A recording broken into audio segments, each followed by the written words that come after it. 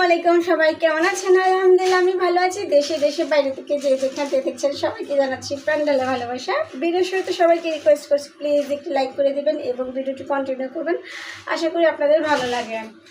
তো আজকে আবার নতুনভাবে নতুন কিছু নিয়ে আসলাম আপনাদের সাথে শেয়ার করব বলে। তো আজকে ডাইরেক্ট কিন্তু রান্নাঘরে চলে আসছি। আজকে রান্না করবো শর্টকাটে করে জোহা।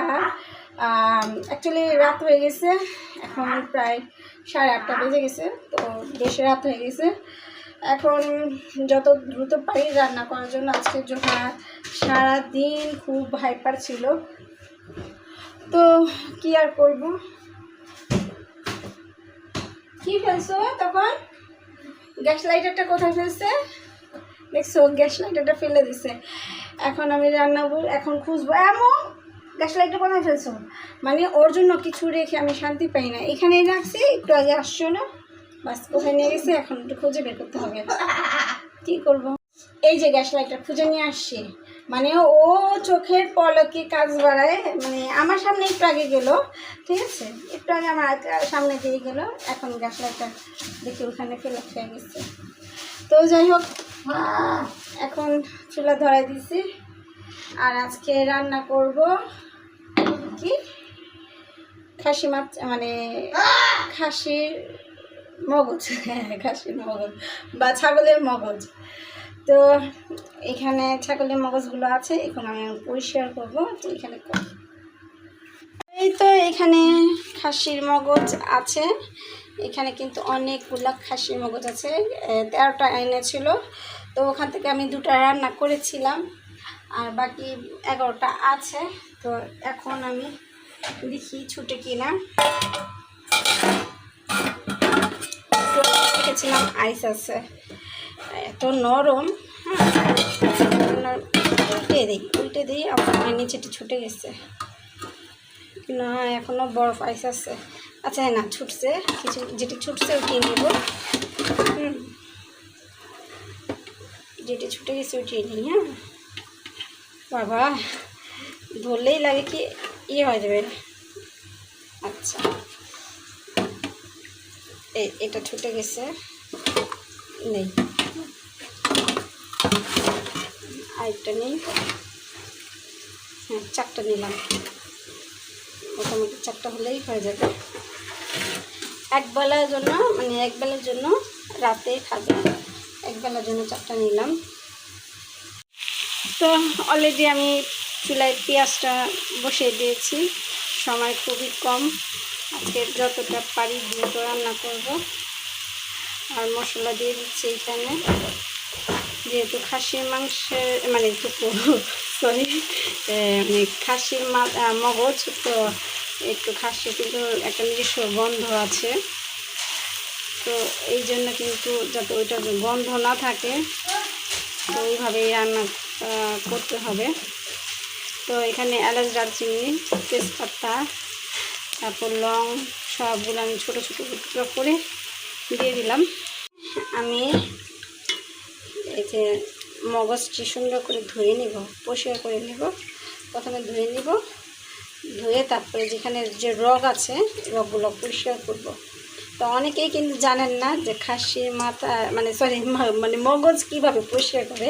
খাসি না, গরু মগজ বা খাসির মগজ, যে মগজই হোক, মানে কীভাবে পরিষ্কার করতে হয় অনেকেই কিন্তু জানে না, ঠিক আছে। তো আমি কিন্তু আগে থেকে পরিষ্কার করে নিয়েছিলাম, অলরেডি 2-3 ধোয়া হয়ে গিয়েছে।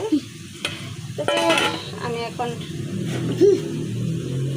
যেহেতু নরম, ধরতেও মানে ভয় লাগে, তুলতে একদম তুলে না, তো কিন্তু খেতেও অনেক মজা।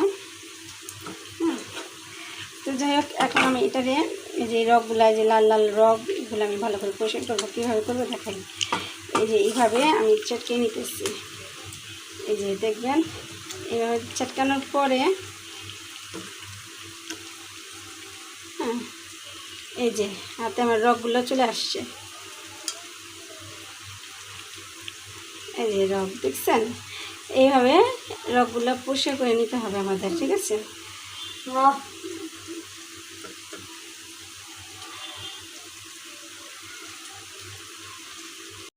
তো এই তো মগজগুলো আমি ভালো করে দেখবেন কীভাবে পরিষ্কার করে নিতেছি। এই যে রগগুলো এটি এখনই উঠে যাবে। এই যে সবগুলো রগ আমার হাতে চলে আস্তে আস্তে এইভাবে করে আমি পরিষ্কার করে নেব। এই যে রগ, এটি সব রগ আমি ফেলে দিচ্ছি।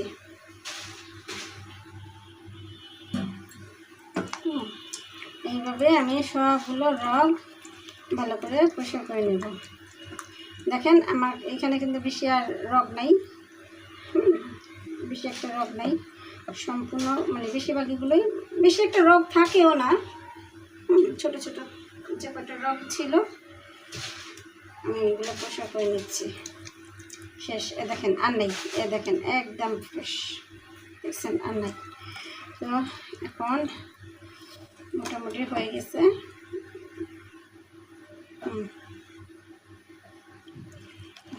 দেখি এখন যদি থাকে যে আমার হাতের সাথে পেঁচায় চলে আসবে, যদি থাকে হ্যাঁ দেখেন নাই, ঠিক আছে একদম ফ্রেশ নাই।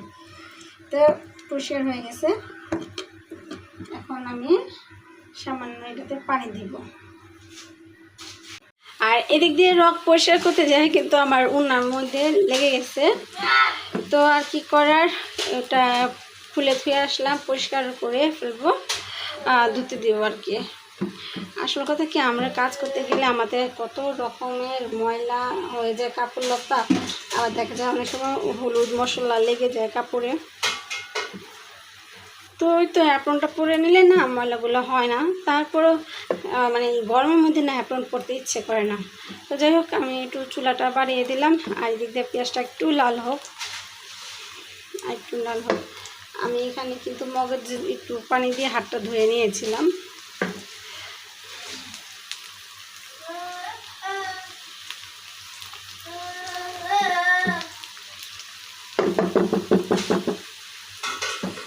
তো উনানটা পরিষ্কার করে মানে ভিজাই দিয়ে আসলাম, গন্ধ হয়ে যাবে না হলে।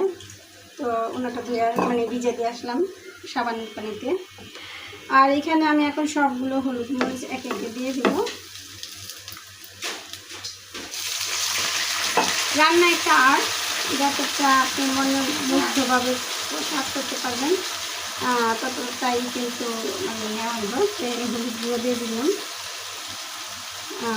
ধনিয়া গুঁড়া, লবণ সব কিছু দিয়ে দিলাম, সব কিছু দিয়ে দিচ্ছি একে একে। তো এই তো সব মশলা দেওয়া হয়ে গেছে। এখন আমি সবগুলো একসাথে কষিয়ে নেব।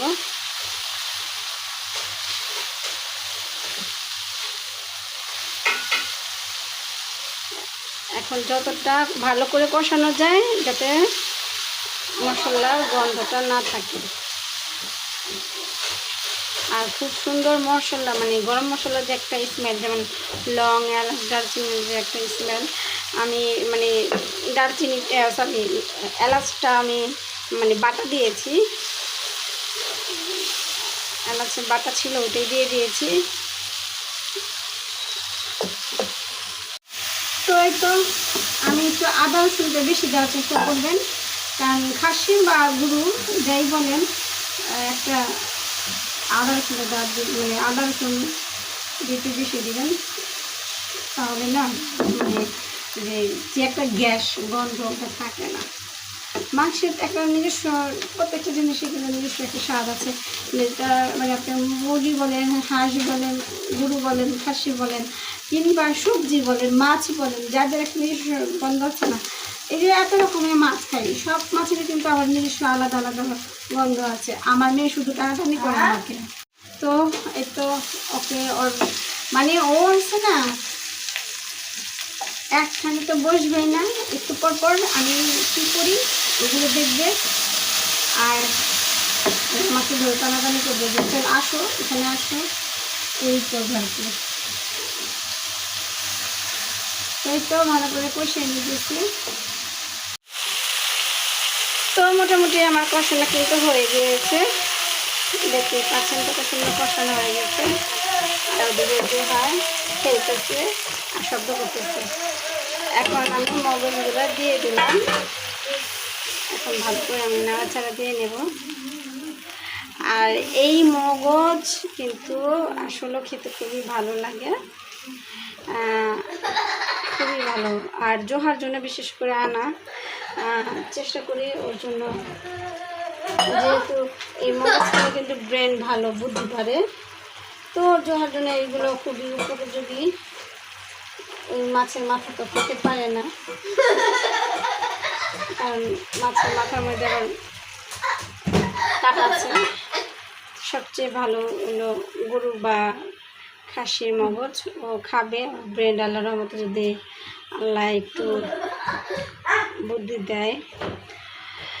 বাবা মা সব রকমই চেষ্টা করে যেটা বাচ্চার জন্য বেটার হয়, ভালো হয়। বাবা মা আছে কি সন্তান ছাড়া। তো এটা ইয়া হোক। আর ওদিকে জোহা মানে ঘরে দৌড়াদৌড়ি করতেছে। জোহা পড়ে যাবা, দেখছেন জোহা দৌড়াদৌড়ি করতেছে।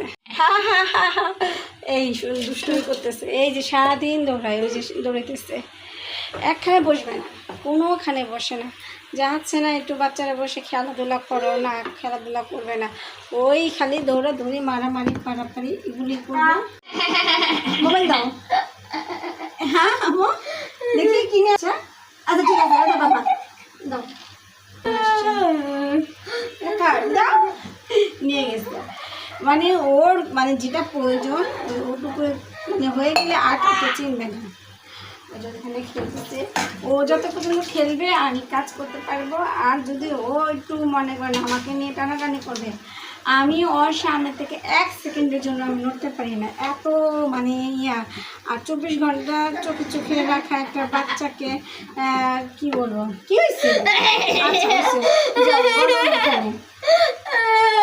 আচ্ছা যাও পড়ে যাবা, যাও হয়ে যাও।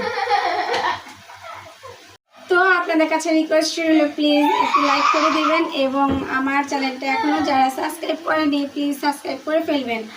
আর সুন্দর একটি মন্তব্য রেখে যাবেন। যদি মানে আপনার মন্তব্য ধরে কিন্তু আপনার পরিবারে চলে যাব। আর কি বলবো, আর কিছু বলার নাই। যদি ভালো লেগে থাকে অবশ্যই সাবস্ক্রাইব করে ফেলবেন। তো যাই হোক, আমার অলরেডি মানে মগজ কিন্তু হয়ে আসছে, শুকিয়ে গেছে।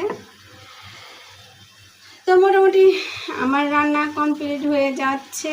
আমি এখন জোহাকে একটু হাত মুখ ধোয়াবো, কাপড় পাল্টায় দেবো, একটু মাথায় তেল দেবো।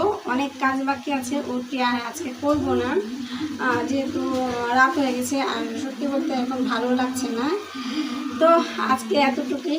আল্লাহ হাফেজ, আসসালামু আলাইকুম।